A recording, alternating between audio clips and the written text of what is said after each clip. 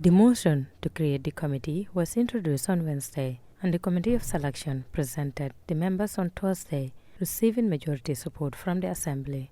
This initiative aligns with the National Assembly's oversight functions and obligation to transparency, as the committee is charged with examining the legality and clarity of the processes surrounding the sale of Jammeh's assets. The committee will be chaired by Honorable Abdullah Sise of Ol Yundum, with Honorable Mahdi M.K. Sise of Serekunda West serving as Vice Chairperson. Other members include Honorable Keba Langfofana, nominated member, Honorable Alaji Mbow of Upper Salum, Honorable Omar Jammeh of Janjanbure, Honorable Swaibu Toure of Wuli East, and Honorable Sirif Sar of Josuang.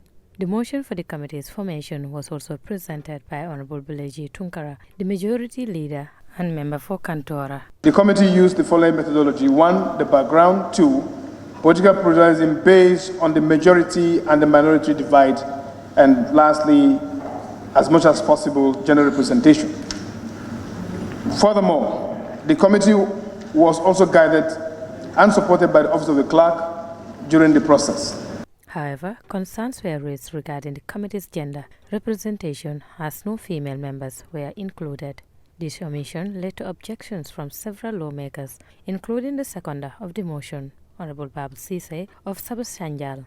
The gender representation here is very important for us to have women to be part of the committee. Political pluralism based on the majority and minority divide.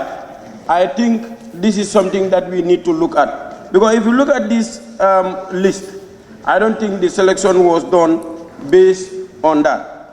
Look at the majority caucus and you look at the minority caucus of the parliament. And then you compare it to what we are given here. I don't think it is fair enough, and I hereby reject this list. Thank you. Additional concerns were voiced by Suleiman Saho of Central Badibu, who suggested removing Honorable Mbow due to his frequent travels as part of an international parliamentary delegation. The chairperson of the committee is a member of NPP, the government of the day, and this investigation and inquiry is on the current government, so he cannot serve as a chairperson of this committee. There will be a conflict of interest at the end of the day, and we don't want this investigation to be micromanaged or to be really affected. So we need somebody who is not conflicted to be the chairperson of the committee. Now, coming to the seventh person, the seven nominated person, who is no other than Honorable Member of Lower Salum, Upper Salum. Upper Salum is a member who is fully engaged nationally and internationally. This committee needs focus, and it needs members who will have time to work on it. Honorable Almami Jiba of Fonyi Councillor also expressed his disapproval of Honorable Sise as chair, proposing Honorable Swaibu Toure as an alternative and highlighting the absence of female representation. And we need seriousness in this. Who do we select to lead this? So therefore, Swaibu, to my part, I nominate him to be the chair. I believe if we are in total agreement, we want a female to be a rep in this committee, or else agree to delete number 3 being gender. Several other members, including Honorable Fatou Cham of Sani Mentereng, Maimuna Sise, nominated member, Honorable Asan Toure of Bakau, and Namfojara Central, Honorable Keba Jalo, also expressed their concerns. It is not gender balance at all. Don't we have women in this parliament? Don't we have equal rights as men in this parliament? And don't we have women in this country whom we, the women and men, are representing? I think this is not fair to the women of this parliament. We have all right to represent our people equally as men are representing their people in this parliament. So when we are doing such things, we need to be very, very observant. We need to be very cognizant of the way we do our selection.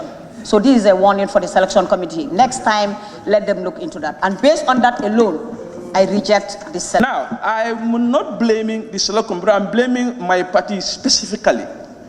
My party have the key competence in this National Assembly to be in this committee, but they refuse to take the key competence and select somebody who has no key competence in. Despite the criticisms, some assembly members defended selected committee members, emphasizing their qualifications and dedication to the investigation. The issue of chair, vice chair, membership should not be an issue with members of parliament. What we should have done, our grouping have nominated these people, is to give them the mandate and support them. After vigorous debate, the Assembly proceeded to a vote, resulting in 24 members in favor, 16 against, and 1 abstention, thus approving the committee as proposed. This task will be neither simple nor without its challenges.